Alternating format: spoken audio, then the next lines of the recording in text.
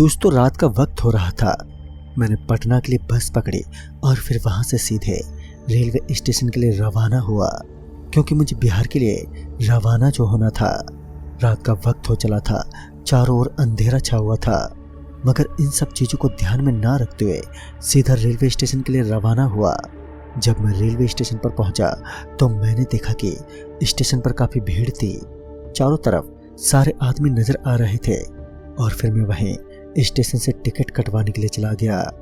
मैं टिकट लेने के बाद वापस अपनी ट्रेन की बोगी की तरफ रवाना होने लगा, मगर जब मैं अपनी बोगी की तरफ जा रहा था तो मैंने एक औरत को बैठा हुआ देखा।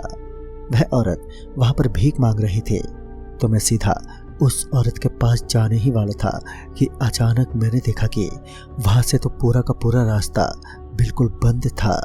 वह औरत एक सीमेंट से बने चबूतरे पर बैठी हुई थी, मगर वहां से रास्ता पूरा का पूरा बंद पड़ा हुआ था। तो ऐसे में मैंने पीछे की तरफ से जाना बेहतर समझा। फिर मैं उस खंबे से बने तारों के चारों तरफ चक्कर काटकर उस औरत के पास पहुंचने वाला था कि मैंने देखा कि अब वह औरत वहां पर थी ही नहीं। फिर मैं इस प्रकार से खाली नज़ारे को देखते हुए एकदम से हैरान रह गया। फिर मैंने वहीं से गुजर रहे एक आदमी से पूछा, तो उसने मुझे कहा, अरे भाई साहब, आपका दिमाग तो ठिकाने पर है। इस चबूतरे के ऊपर तो कोई भी नहीं बैठ सकता, क्योंकि यह चबूतरा बुजुर्गों के द्वारा धर्म स्थापित करने के लिए बनाया गया है। उसकी बात सुनकर मैं एकदम से चौंक गया, क्योंकि कुछ देर पहले मैंने उस औरत को यहाँ पर बैठा हुआ पाया और फिर अचानक से उसका यहाँ से गायब हो जाना सच में एक हिला देने वाली बात थी ये। मगर उसके बाद मुझे लगा कि शायद वह औरत वहाँ से चली गई होगी, लेकिन अपाहिज की तरह पड़ी हुई वह औरत एकदम से कहाँ गायब हो गई। यह बात भी सोचने के लायक थी। लेकिन उसके बाद मैंने इन बातों पर ज़्यादा ध्यान नहीं दिया और अपनी ट्रेन की तरफ चल पड़ा।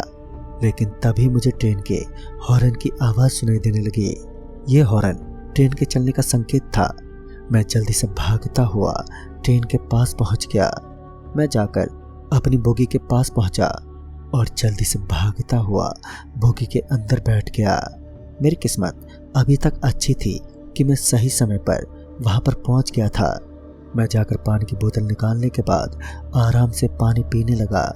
अभी मैंने पानी की कुछ घूंटी पिया था कि अचानक से मुझे ट्रेन की तेज होने की आवाज़ सुनाई दी और फिर मैं भी अपनी सीट पर जाकर बैठ गया।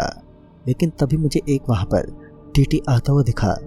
उस टीटी के साथ एक औरत भी थी जो कि मेरी तरफ आ रही थी। दरअसल मैं सीट के कोने की तरफ बैठा हुआ था और जिस सीट पर मैं बैठा हुआ था वह सीट मेरे अलावा खाली थी, तो वहां पर कोई भी आसानी से बैठ सकता था। उस टीटी ने उस औरत को वहीं बैठा दिया। मैं एकदम से हैरान हो गया, क्योंकि वो औरत किसी और सीट पर भी तो बैठ सकती थी, क्योंकि वहां पर काफ़ी सारी सीट खाली पड़ी हुई थी। लेकिन फिर मुझे लगा कि शायद इन्होंने ज़्यादा ध्यान नहीं दिया होगा और फिर वह औरत मेरे बगल वाली सीट पर आकर बैठ गई। मैं भी आराम से सफ़र को एंजॉय करने लगा। अब रात के लगभग 2 बज चुके थे और अब मेरी आंखें लगने लगी थी, तो मैं वहीं ऊपर वाली बर्थ पर जाकर बैठ गया और फिर आराम से चुपचाप सो गया। मैं लगभग 10 मिनट तक सोया ही था कि अचानक से मुझे किसी की आवाज़ सुनाई देने लगी, जो कि मेरा नाम पुकार कर मुझे बुला रहे थे। जब मैंने चारों तरफ देखा तो मुझे वहाँ पर कोई भी नहीं दिखा और फिर मैं तुरंत ही अपनी सीट से नीचे उतरकर टॉयलेट के लिए रवाना हुआ। मैं टॉयलेट करने के बाद वापस अपनी सीट की तरफ आया तो मैंने देखा कि मेरे ऊपर वाली बर्थ के ऊपर वही औरत लेटी हुई थी।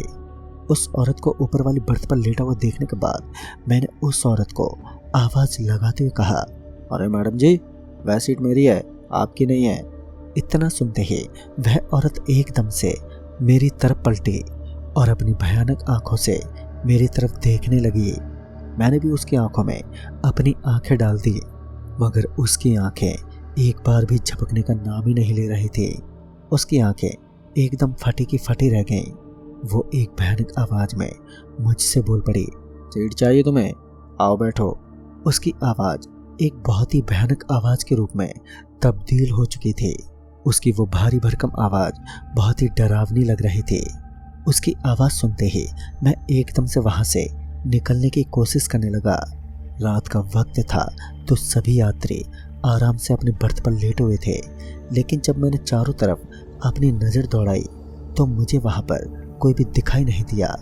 यानी कि रात के वक्त सारे के सारे यात्री अब अपने अपने स्टेशन पर उतर चुके थे और मेरा सफ़र बहुत ही ज़्यादा लंबा और बड़ा होने वाला था। इसलिए उस बोगी में सिर्फ मैं अकेला ही बचा था। मगर फिर अचानक से मुझे ऐसा लगा कि किसी ने मेरा पैर पकड़ लिया है। लेकिन जब मेरी निगाहें नीचे की तरफ पड़े तो मुझे वहाँ पर ऐसी कोई भी चीज़ दिखाई नहीं पड़ी जिसने मेरा पैर पकड़ लिया हो। फिर मैं वहाँ से बाथरूम के अंदर घुस गया क्योंकि अब मुझे उस औरत का डर लगने लगा। फिर मुझे बाहर से आवाज़ आने लगी, बाबू साहेब मुझे 10 रुपये दे दो। ये सुनते ही मैं समझ चुका था कि यह वही औरत है जो कि उस चबूतरे से गायब हो गई थी। अब यह एक काला साया बनकर मेरे ऊपर मंडरा रही है। मुझे किसी भी तरह से बचकर इस ट्रेन से निकलना होगा। फिर मैं जल्दी से दूसरी बोगी के दरवाजे के पास पहुंचा तो मैंने देखा कि उस दूसरी बोगी का दरवाजा भी एकदम लॉक था। मैंने उसे काफ़ी ज़ोर शोर से खटखटाया, लेकिन किसी ने भी मेरी आवाज़ पर शायद ध्यान नहीं दिया। फिर मैं थक हार कर वहीं पर नीचे बैठ गया, लेकिन फिर मुझे कदमों की पटकने की आवाज़ अपने कानों में सुनाई देने लगी। फिर जब मैं अपने पीछे की तरफ पलटा तो मैंने देखा कि वहाँ पर मुझे एक टीटी नज़र आ रहा था। वह मेरे पास आया और बोला, इतनी ज़ोर ज़ोर से क्यों चला रहे हो? तो मैंने उसे सारी बातें बताई, लेकिन मेरे पलक झपकते ही वो वहाँ से गायब हो गया। अब ये बात मैं बिल्कुल अच्छे तरीके से जान चुका था कि उस औरत के साथ साथ वह टीटी भी कोई काला साया है। उन दोनों की एक मिली हुई साजिश थी कि उन दोनों ने मुझे अपने एक झांसे में फंसा लिया। मगर अब शायद मेरी भी अड़ती उतरने वाली थी। जब मुझे कोई और चारा नहीं दिखा तो मैं जल्दी से एक बार फिर बाथरूम के अंदर घुस गया और बाथरूम को अंदर से कस के लॉक कर दिया। लेकिन जैसे ही मैं उस बाथरूम के अंदर घुसा तो मुझे उस बाथरूम के अंदर से किसी की बहुत ही तेजी से सांस लेने की आवाज़ सुनाई दी। वह सांस लेने की आवाज़ें मेरे बिल्कुल ऊपर से आ रही थी। फिर जब मैंने ऊपर की तरफ पलटकर देखा तो मेरी आंखें मानो एकदम से चकाचौंध की तरह फटी की फटी रह गई, क्योंकि इस बार मैंने देखा कि उस टीटी का पूरा शरीर ऊपर की छत की तरफ से लटका हुआ था और वह अपनी भयानक आंखों से मेरी तरफ देख रहा था। जब मैं उस बाथरूम से बाहर निकला तो मैंने देखा कि वह बुढ़िया जो कि कुछ देर पहले उस चबूतरे के ऊपर भीख मांग रही थी, वह मुझे मेरे बिल्कुल सामने बैठी हुई नजर आ रही थी और इस बार वह मेरी तरफ देखकर 10 रुपए लेने का इशारा कर रही थी। वह मेरी तरफ देखकर अपनी हल्के हल्के मुस्कुराहट दिखाने लगी। उसके दांत एकदम काले काले थे। उसका पूरा शरीर एकदम सड़ा हुआ था। मैंने देखा कि मैं ऊपर की तरफ मुझे कोई चलता हुआ सुनाई दिया। फिर जब मैंने अपनी निगाहें ऊपर की तरफ दौड़ाई तो मेरे रोंगटे एकदम से खड़े हो गए, क्योंकि इस बार मैंने देखा कि वह टीटी ट्रेन की छत के ऊपर आराम से चल रहा था। ऐसा लग रहा था मानो वह जमीन पर चल रहा हो। मेरा शरीर एकदम से सुन्न पड़ चुका था, लेकिन मैं इतनी जल्दी हिम्मत कहाँ हारने वाला था। मैं जल्दी से एक सीट के नीचे जाकर छुप गया। मगर उसके बाद मुझे एक आवाज़ आई। वह आवाज़ किसी आदमी की थी। दरअसल वह आवाज़ कुछ इस प्रकार से थी मानो कोई मुझे यह कहने की कोशिश कर रहा था, अगर तुम्हें यहाँ से अपनी जान बचाकर निकलना है तो तुम्हें चलती हुई ट्रेन से आगे आने वाले बड़ौदा स्टेशन पर एकदम से कूद जाना है।